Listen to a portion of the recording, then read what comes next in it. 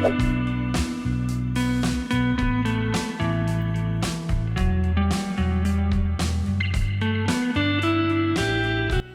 Friends, welcome to Y2K சமையல். இன்றைக்கி நம்ம பார்க்க போகிறது இன்ஸ்டன்ட் பிரேக்ஃபாஸ்ட் ரெசிபி. நம்ம வீட்டில் இருக்கவங்க பசியோடு வந்து என்ன டிஃபன் அப்படின்னு கேட்கும்போது நம்ம உப்புமானு மட்டும் சொல்லிட்டாலே போதும், அவங்க தெரிச்சிட்டு ஓடிடுவாங்க. இன்றைக்கி அந்த ரவையை யூஸ் பண்ணி நம்ம ரொம்ப டிஃப்ரெண்ட்டான கார குழிப்பணியாரம் எப்படி செய்கிறதுன்னு பார்க்க போகிறோம். இந்த குழிப்பணியாரத்துக்கு காய்கள் எல்லாம் சேர்த்து ரொம்பவும் டேஸ்டியாகவும் செய்ய போகிறோம். சைட் டிஷ்ஷு கூட தேவைப்படாத அட்டகாசமான குழிப்பணியாரம் இது. இந்த கார குழிப்பணியாரத்தை காலையில் பிரேக்ஃபாஸ்ட்டுக்கும் எடுத்துக்கலாம், டின்னருக்கும் எடுத்துக்கலாம், இல்லைனா ஈவினிங் டீ டைம் ஸ்நாக்ஸாக கூட எடுத்துக்கலாம். மாவே அரைக்காமல் ரொம்ப சாஃப்டான கார குழிப்பணியாரம் செய்கிறது எப்படின்னு பார்க்கலாம். அதுக்கு முன்னாடி நம்ம சேனலை இன்றைக்கி தான் நீங்கள் ஃபஸ்ட் டைம் பார்க்குறீங்கன்னா சேனலை சப்ஸ்கிரைப் பண்ணுங்கள், கூடவே பக்கத்தில் இருக்க பெல் ஐக்கனை கிளிக் பண்ணுங்கள்.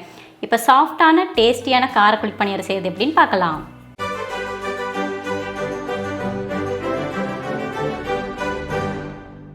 கார குழிப்பணியாரம் செய்யறதுக்கு ஃபஸ்ட்டு ஒரு மிக்சிங் பவுலில் 1 கப் அளவுக்கு ரவை எடுத்துக்கலாம். அது கூடவே 1/4 கப் அளவுக்கு அரிசி மாவு, உப்பு தேவையான அளவு, 1/4 டீஸ்பூன் சோடா உப்பு, இது எல்லாத்தையும் நல்லா ஈவனாக மிக்ஸ் பண்ணி விட்டுக்கலாம். நம்ம ஆட் பண்ணியிருக்கிற சோடா உப்பு ரவையிலையும் அரிசி மாவுலையும் ஈவனாக மிக்ஸ் ஆகிற மாதிரி நல்லா மிக்ஸ் பண்ணி விட்டுக்கணும். இப்போ இந்த மிக்சர் கூடவே 3/4 கப் அளவுக்கு நல்லா கெட்டியான தயிர் ஆட் பண்ணிவிட்டு அதையும் சேர்த்து நல்லா மிக்ஸ் பண்ணிக்கலாம். இதுக்கு நம்ம யூஸ் பண்ணுற தயிர் வந்து நல்லா கெட்டியாக இருக்கணும், அதே மாதிரி புளிப்பில்லாததாக இருக்கணும். தயிரோடு சேர்த்து நம்ம எல்லாத்தையும் மிக்ஸ் பண்ணும்போது கட்டி இல்லாத மாதிரி நல்லா ஈவனாக மிக்ஸ் பண்ணிக்கலாம். அதுக்கப்புறம் தேவையான அளவு தண்ணி ஆட் பண்ணிவிட்டு அதையும் சேர்த்து மிக்ஸ் பண்ணிக்கலாம். நாம் வந்து தண்ணி தேவையான அளவு கொஞ்சம் கொஞ்சமாக ஆட் பண்ணி மிக்ஸ் பண்ணிக்கணும். ஒரே டைமில் நம்ம தண்ணி ஆட் பண்ணி மிக்ஸ் பண்ணோன்னா நம்ம ரெடி பண்ணுற பேட்டர் வந்து ரொம்ப தண்ணி மாதிரி ஆயிரும்.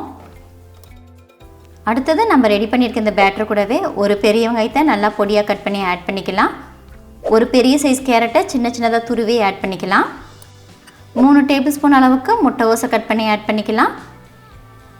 அது கூடவே 2 டேபிள் ஸ்பூன் அளவுக்கு கொத்தமல்லி இலை, ஒரு மீடியம் சைஸ் தக்காளியை சின்ன சின்னதாக கட் பண்ணி ஆட் பண்ணிக்கலாம். காரத்துக்கு தகுந்த அளவுக்கு நான் 2 பச்சை மிளகாய் ஆட் பண்ணியிருக்கிறேன். உங்கள் வீட்டில் குழந்தைங்க இருந்தாங்கன்னா பச்சை மிளகாய்க்கு பதிலாக நீங்கள் மிளகாத்தூள் ஆட் பண்ணிக்கலாம். நம்ம ஆட் பண்ணியிருக்க வெஜிடபிள்ஸ் எல்லாத்தையுமே பேட்டரோடு சேர்த்து நல்லா ஈவனாக மிக்ஸ் பண்ணிக்கலாம். நம்ம பணியாரத்துக்கு ரெடி பண்ணுற மாவு வந்து இட்லி மாவு பதத்துக்கு இருக்கணும். அதனால் உங்களுக்கு எந்த அளவுக்கு தண்ணி வேணுமோ அந்த அளவுக்கு தண்ணியை இடையில ஆட் பண்ணிவிட்டு நல்லா மிக்ஸ் பண்ணி விட்டுக்கோங்க. பேட்டரை மிக்ஸ் பண்ணும்போதே நம்ம ஆட் பண்ணியிருக்க உப்பு வந்து கரெக்டாக இருக்குதான்னு செக் பண்ணிக்கோங்க. இப்போ இந்த மிக்சரை ஒரு 10 நிமிஷம் போல் அப்படியே ஊற வச்சிடலாம். 10 நிமிஷம் ஊறினாலே போதும், ரவை நல்லாவே ஊறி வந்துடும். ரவை நல்லா ஊறி திக்கான கன்சிஸ்டன்சியில் பேட்டர் ரெடி ஆகிடுச்சு. இது ரொம்பவும் திக்காக இருக்குது, ஸோ இன்னமும் கூட கொஞ்சம் தண்ணியை நம்ம ஆட் பண்ணிக்கலாம். மொத்தமாக இந்த பேட்டர் ரெடி பண்ணுறதுக்கு நான் வந்து 3/4 கப் அளவுக்கு தண்ணியை கொஞ்சம் கொஞ்சமாக ஆட் பண்ணி மிக்ஸ் பண்ணியிருக்கிறேன். நம்ம ரெடி பண்ணியிருக்க பேட்டர் வந்து ரொம்ப தண்ணியாகவும் இல்லாமல் ரொம்ப திக்காகவும் இல்லாமல் கரெக்டான கன்சிஸ்டன்சியில் இருக்குது. அடுத்தது இந்த பேட்டர் கூட நம்ம ஒரு தாளிப்பை ஆட் பண்ணிடலாம்.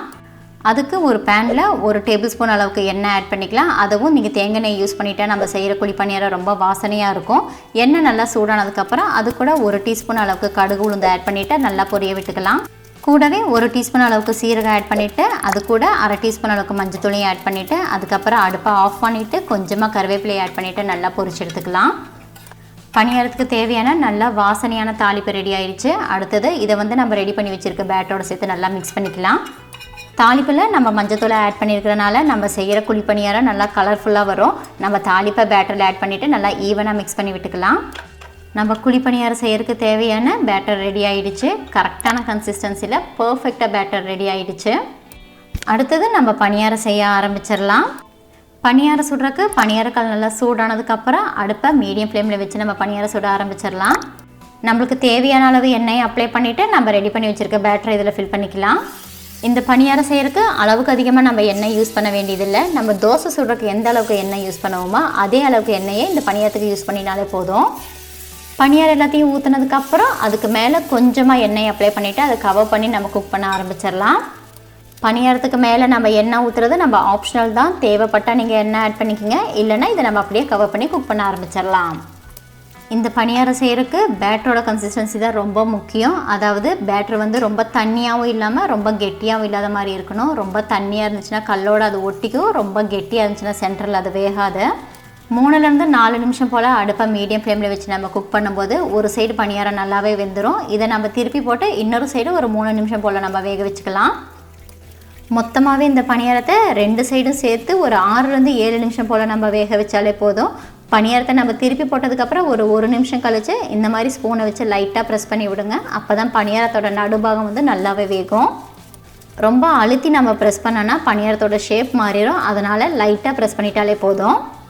நம்ம கேரட்டும் கேபேஜும் ஆட் பண்ணியிருக்கனால இந்த பணியாரம் வேகும் போதே அதோட வாசனை ரொம்பவும் சூப்பராக இருக்குது. மொத்தமாக 7 நிமிஷம் ஆகிடுச்சு. பணியாரமும் நல்லா வெந்துருச்சு. இந்த ஸ்டேஜில் இதை நம்ம எடுத்துடலாம். உடம்புக்கு ரொம்பவும் ஹெல்த்தியான, நல்ல வாசனையாக, ரொம்பவும் டேஸ்டியான காரக்குழி பணியாரம் ரெடி ஆகிடுச்சு. சிம்பிளாக ஒரு தேங்காய் சட்னி இருந்தாலே போதும், ஒரு தட்டு நிறைய காரக்குழி பணியாரத்தை ரொம்பவும் ருசித்து சாப்பிட்லாம்.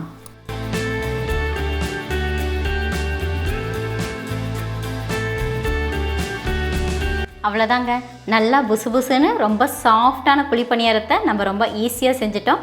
இந்த ரெசிபி உங்களுக்கு பிடிச்சிருந்துச்சுன்னா லைக் பண்ணுங்கள், உங்கள் ஃப்ரெண்ட்ஸ் அண்ட் ஃபேமிலிக்கு ஷேர் பண்ணுங்கள். ரவையை யூஸ் பண்ணி செய்கிற இந்த காரக்குழி பணியார ரெசிபியை நீங்களும் ட்ரை பண்ணி பார்த்துட்டு எப்படி இருந்துச்சுன்னு எனக்கு கமெண்ட் பண்ணுங்கள். மறுபடியும் இன்னொரு ரெசிபியில் பார்க்கலாம். அது வரைக்கும் பாய்.